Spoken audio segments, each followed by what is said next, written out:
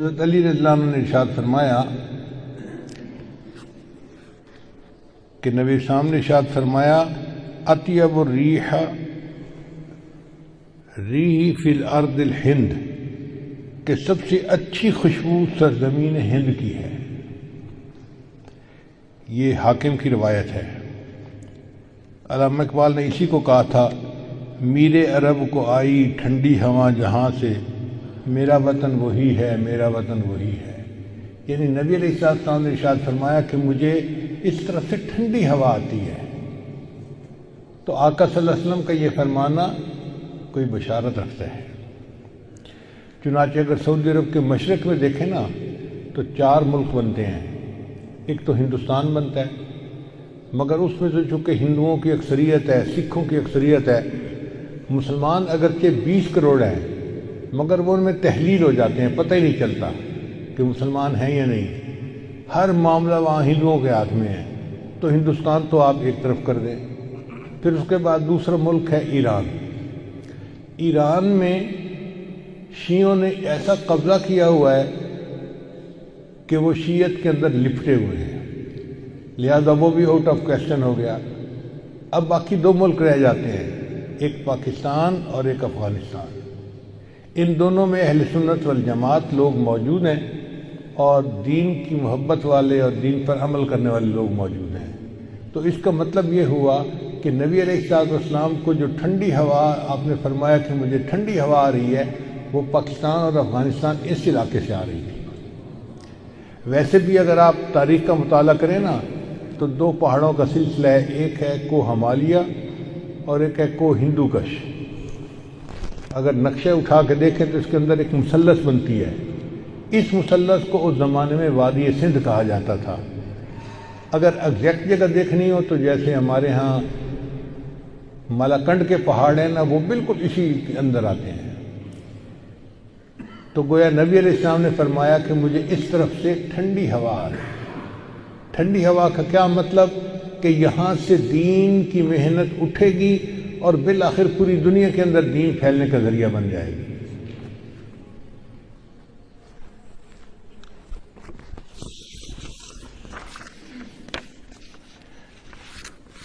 چنانچہ امام ربانی حضرت مجدد ثانی رحمۃ اللہ علیہ اسی علاقے میں تھے۔ دارالعلوم دیوبند جیسی دینی درسگاہیں اسی علاقے میں، حضرت شیخ الہند رحمۃ اللہ جیسی شخصیت اسی علاقے میں، اسی علاقے میں تحریک خلافت اٹھی اور اسی علاقے میں تحریک ریشمی رومال بھی اٹھی۔ چنانچہ ابن ماجہ کی روایت ہے، نبی صاحب نے ارشاد فرمایا یخرج ناس من المشرق فیوطئون للمہدی، کہ مشرق سے لوگ نکلیں گے جو امام مہدی کی راہ کو ہموار کریں گے۔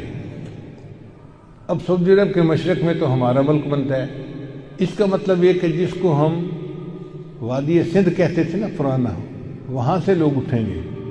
یہ پاکستان اور افغانستان کے درمیان کا ایک علاقہ بنتا ہے۔ اللہ ایمان والوں کو یہاں سے اٹھائیں گے اور پھر وہ امام مہدی کے آنے کی راہ ہموار کریں گے۔ بیت المقدس 3 مرتبہ فتح ہوا۔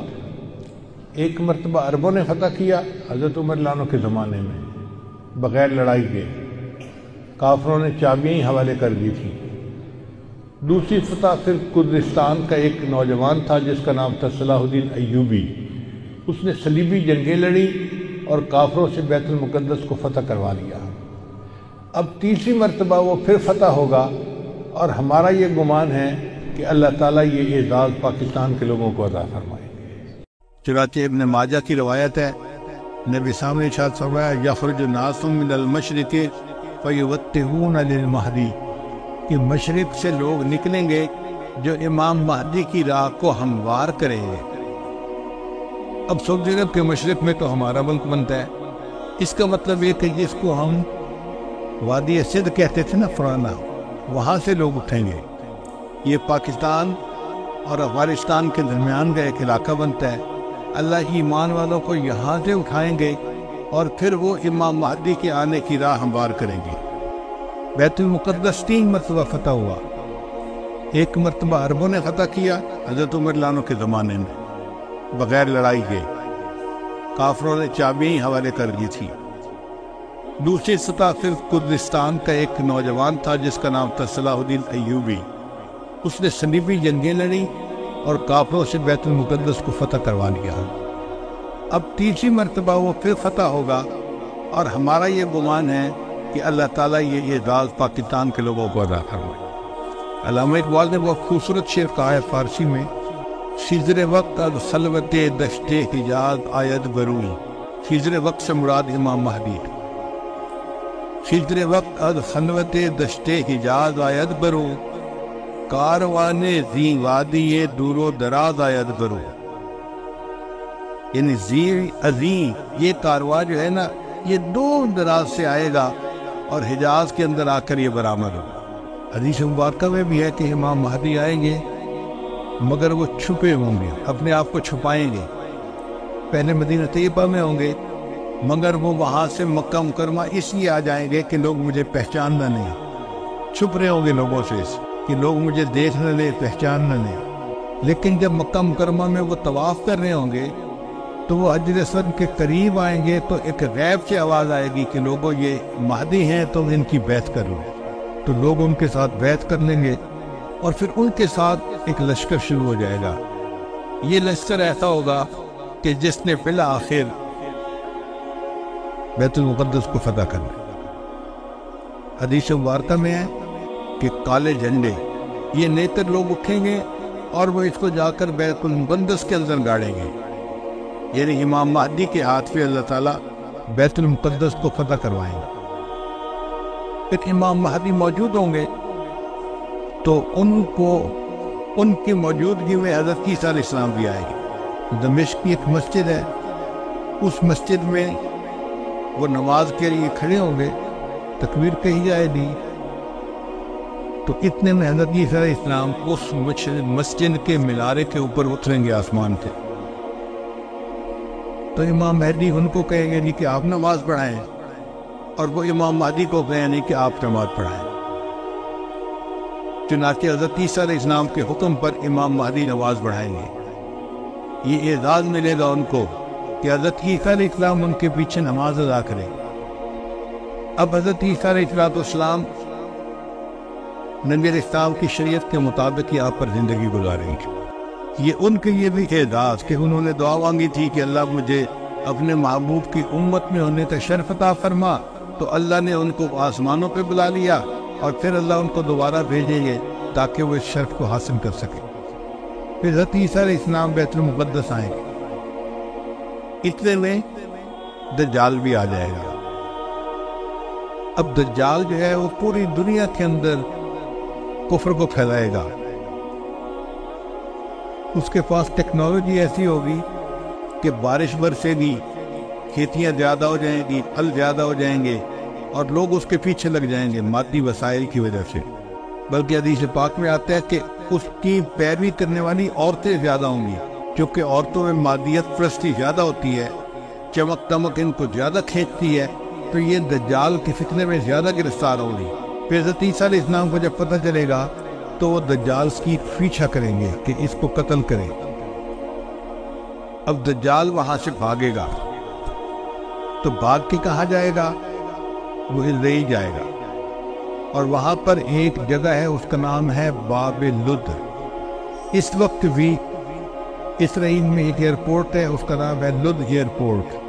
شہر کا نام بھی لد ہے اور اسرائیل والوں نے وہاں پر ایک دروازہ بنایا ہے، اس کے اوپر انہوں نے باقاعدہ لکھا ہے باب لد. 1400 سال پہلے نبی علیہ السلام نے فرما دیا کہ اس جگہ پر دجال پہنچے گا تو عیسیٰ علیہ السلام وہاں پر اس کو قتل کر لیں. بہت عرصہ میں یہ سوچتا رہا کہ دجال نے بھاگنا تھا تو کہیں پہاڑوں میں رپوش ہو جاتا. رشیا کے پہاڑ ہیں، دوسرے ملکوں میں پہاڑ ہیں، پہاڑی سلسلے تو بہت ہیں پوری دنیا میں.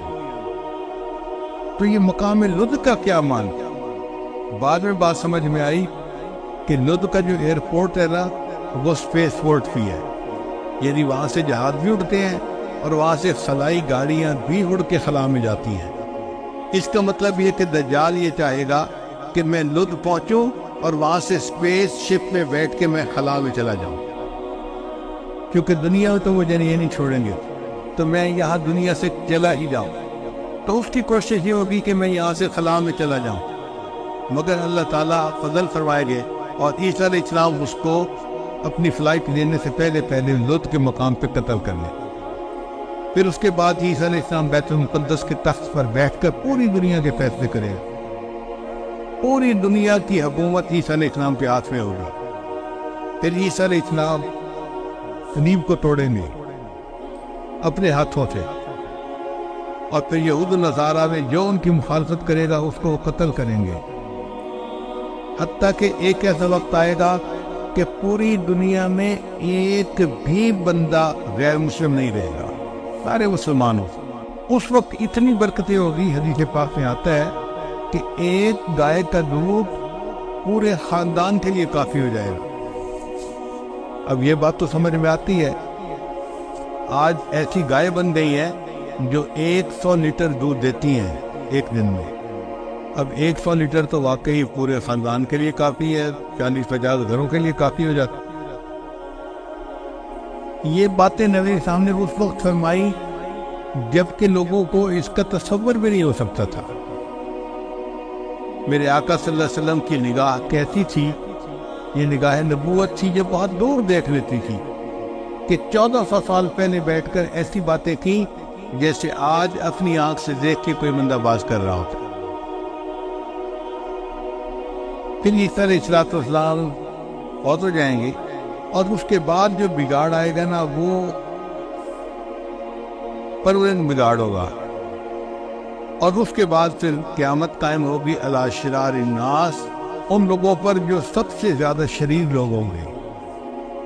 تو ایسے لگتا ہے حالات سے کہ قیامت کے بڑی بڑی نشانیاں پوری ہو گئی، اب امام مہدی کے آنے کا وقت بہت قریب ہے۔